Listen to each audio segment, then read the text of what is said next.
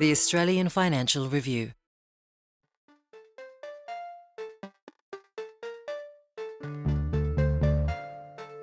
Probably the single best tip I got is don't readily give things away for nothing, because the opposition will value it at zero.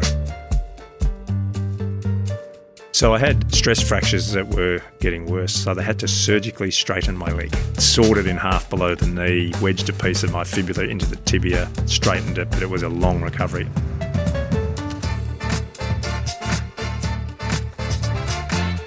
Hi, I'm Sally Patton, editor of Boss from the Australian Financial Review, and welcome to 15 Minutes with the Boss, a podcast about success and failure and everything in between. And along the way, we're hoping to get some great advice from our leaders. My guest today is Paul Scurrah, the Chief Executive of Pacific National. Hi, Paul. How's your morning been so far? So far, so good, Sally. Thanks for having me. Excellent.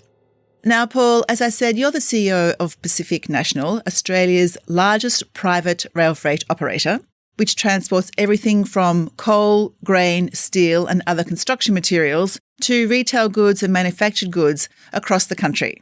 You have, apparently, 3,400 employees and you operate 570 trains. And you personally are also a former chief executive of Virgin Australia. So you must really love transport. The short answer is I do, and I like complexity, and I love leadership and people businesses. So is transport particularly complex, more so than other industries? I've been in the travel industry, the aviation industry, supply chain logistics, and I do find it complex. But I'm sure there's plenty of other complex businesses out there, so I'm not sure it's any more complex, but it is pretty complex. Okay. Paul, on that note, we've only got 15 minutes. The clock starts now.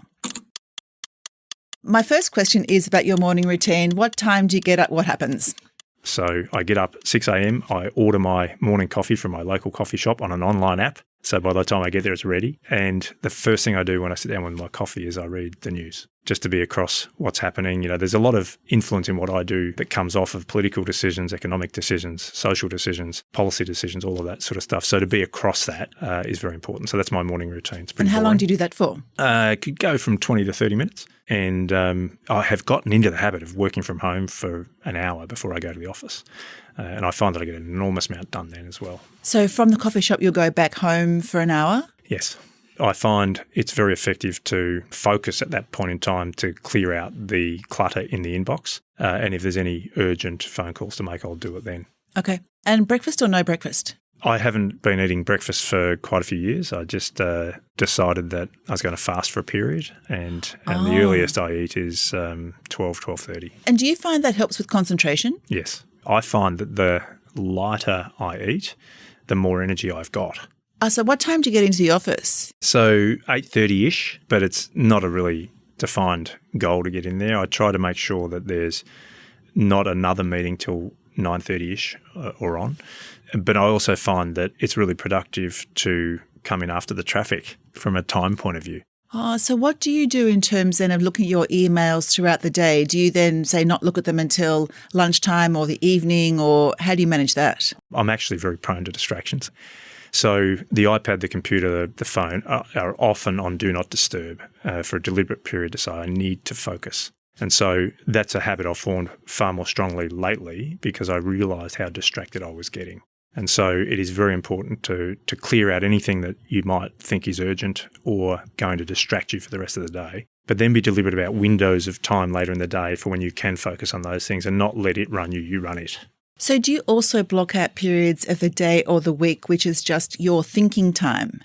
There's lots of keep free in my diary, and my assistant's very good at doing that. And it's for exactly that reason. I've seen it in many of the companies I've run where people's days are back to back to back to back, and you wonder when they get the time to do their job. And so deliberately now, for myself and the companies I run, I make sure people have a lot of free time to do the job they're paid to do. So in your case, how many hours a week would you have of free time? I think probably a day and a half of my week is free time to make sure that I can actually clear everything out, make decisions, read papers, and do what the job is, and that is to lead and make decisions. Okay, my next question is, What is a pivotal moment in your career, a project that you worked on or something that happened that really changed the trajectory of what you were doing? So there's two answers to that for me. The first is when I got my most senior leadership job and I was quite young.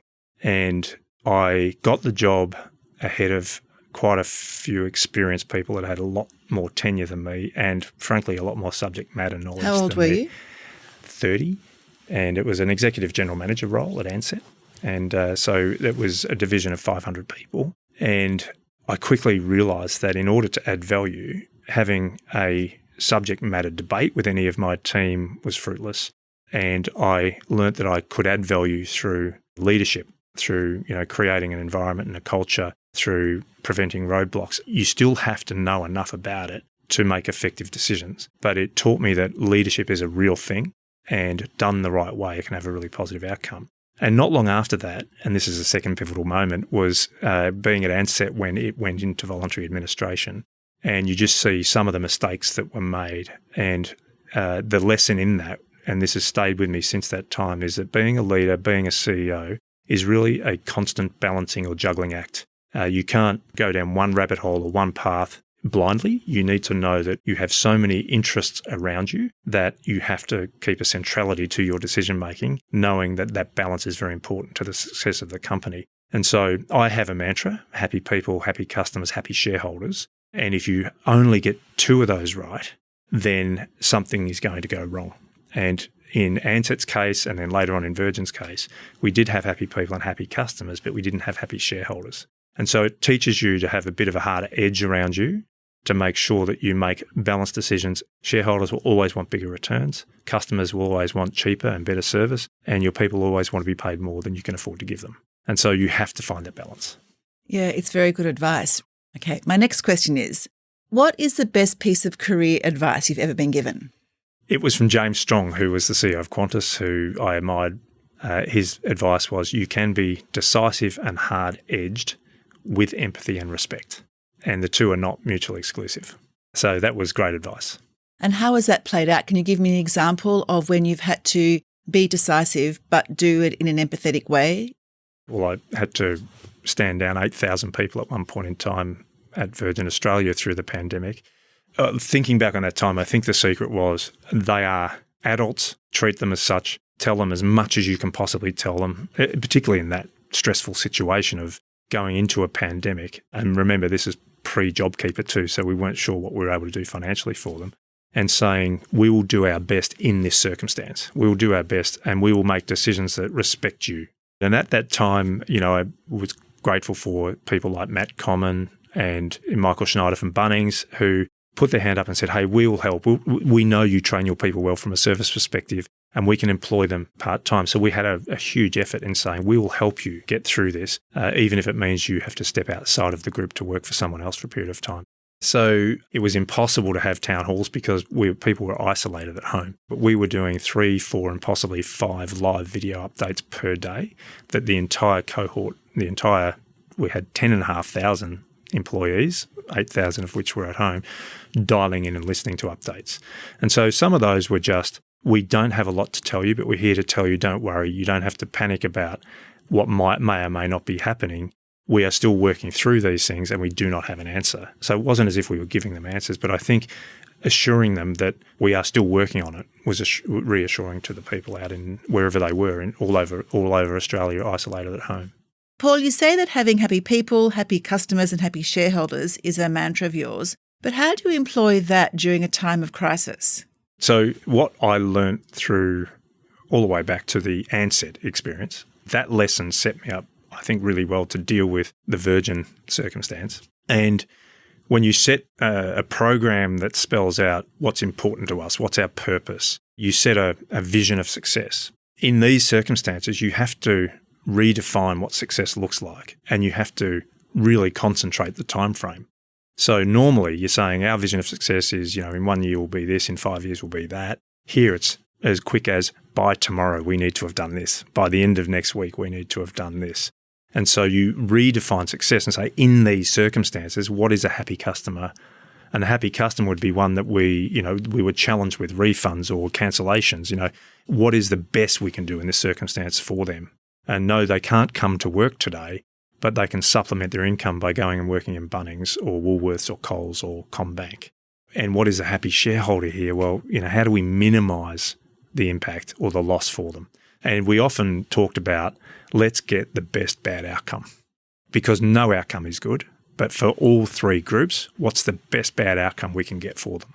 That's interesting though, because redefining success and knowing when to redefine success seem to be key.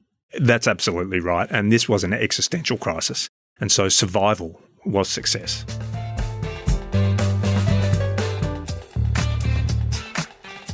Okay, Paul, on that note, we are going to take a short break, but don't go anywhere. We're going to come back very soon and open the chatterbox. Can't wait.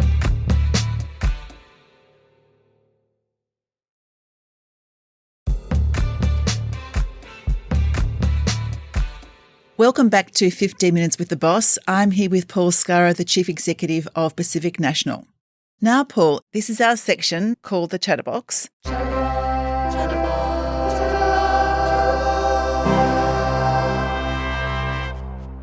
In front of you is our lovely lo-fi brown box, inside which are about 15, 20 questions on little bits of paper. I'm going to ask you to pick out them one by one and let's go. Let's answer some more questions. It's a bit daunting, so let me grab one. I get to read it. Thanks very much. No sneak peek. No sneak peeks. When you were in school, what did you want to be when you grew up? Oh, that's an easy question to answer. I wanted to be an AFL footballer. Really? I was obsessed. I was a Collingwood supporter, but I grew up in Richmond zone and I played football, and that was my life. I did go into Richmond's development squad. I then went into the Richmond club itself in the under-19s for a couple of years, and then I had a pretty significant injury which saw me miss 2 years of football, and that was probably the end of my career. Oh, wow. What happened? So I had stress fractures that were, we did lots of long distance running in the pre-season. It was always on very hard pavement. And so those stress fractures were getting worse. So they had to surgically straighten my leg, sawed it in half below the knee, wedged a piece of my fibula into the tibia, straightened it, but it was a long recovery. I did then go back and play at VFL level later in my career and really enjoyed that. But my aspirations to get to the top level were dashed off the back of that injury. How did you cope with that? Because you really, really clearly had your heart set on being an AFL player, yet like so often happens in sport, you have an injury and you can't do it. How did you pick yourself up? Was it hard? It was hard. It took a long time to get over it, actually. But you do learn a lot. I'm really grateful to Aussie Rules, AFL, for the life lessons that come with it, because schools don't teach enough about goal setting, about discipline, about monitoring progress and KPIs and those sorts of things. And football has been really good at that. And leadership was one of the things that I learned. The importance of leadership in a team. I had a lot of energy and I had a lot of ambition because of what I learnt through that, and I rechanneled that into my corporate career. Thankfully, I think it's worked out really well. I wouldn't change it. Okay, next question, Paul. Have a fish. Do you have a favourite productivity hack to help you get more out of your day? Again, very easy, because this is something that I'm constantly focusing on with the challenges that I've got, but it is that focus process that I go through. And I call it my focus moat, because I look back somewhat jealously to leaders of the past who basically had just an office door that was guarded by an assistant and a landline, and they were the only ways you could get to them. And so their focus was really controllable. And that has been whittled away over the years. So I have got a process where I deliberately rebuild what I call my own focus moat, and that is lock myself in an office, lock away time in my diary, turn off all the distractions, and make sure that I'm in control of my focus. And then when I'm in that focus zone and inside my focus moat, my productivity goes through the roof. So you have a morning habit where you have the first hour at home building that moat? Yes. On purpose? Correct. And you're getting rid of all the emails and all the distractions so you can go into the office and actually focus on the job? Yes. Okay, let's have one more question. Who is the best negotiator you've ever come across? I've seen some amazing negotiators, and I've seen some people who should be good given their role being pretty poor negotiators. So what I've learned is the best negotiators are all committed to getting an outcome. And the best negotiators are those who understand that perfect is not necessarily always possible or hardly ever possible. And so what's the best compromise you can get to where both parties walk away feeling somewhat satisfied? And probably the single best tip I got through all of this is don't readily give things away for nothing, because the opposition will value it at zero. So everything's a trade-off. And so how do you stop yourself from doing that? I think that the skill on the other side of the table is when people make it feel trivial, oh, it's just this, just throw it in. And obviously it's important to them. So the line that I learnt is, if you, then I. If someone asks for something, you say, well, if you throw this in, then I'm willing to agree to that. So try and trade on everything, because everything should have a value. And that's also a different way of saying, what is the path to yes? Ah, interesting. Okay.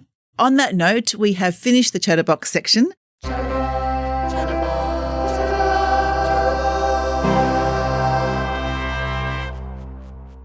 I'm now going to ask you one last question, which I'm going to modify in your case because you're indeed leaving Pacific National at the end of the year.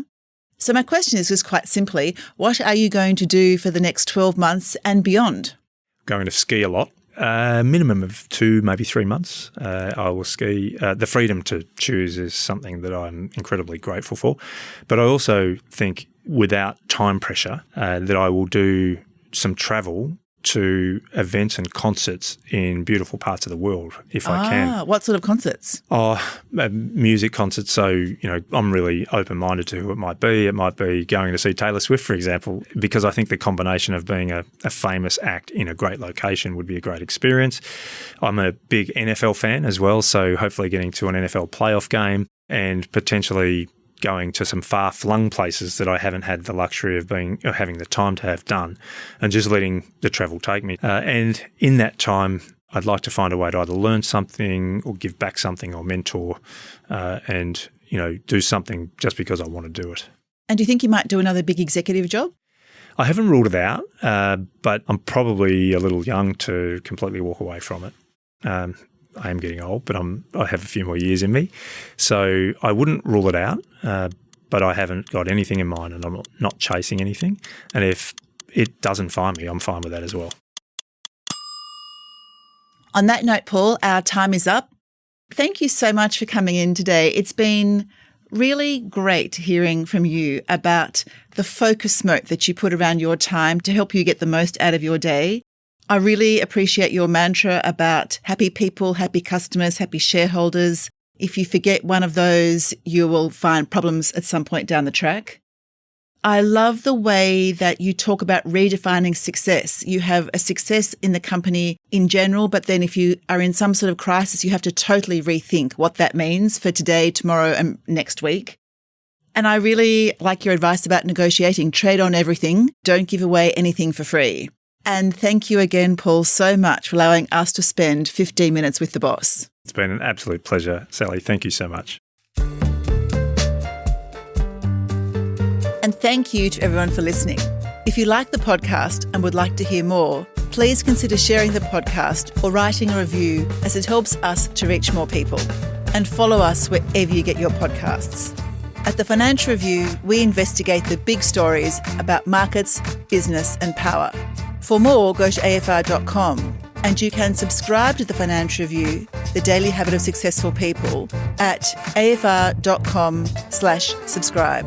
This podcast was hosted by me, Sally Patton, and produced and edited by Lap Fan. Video and audio assistance, and our music theme is by Alex Gow, and our executive producer is Fiona Buffini.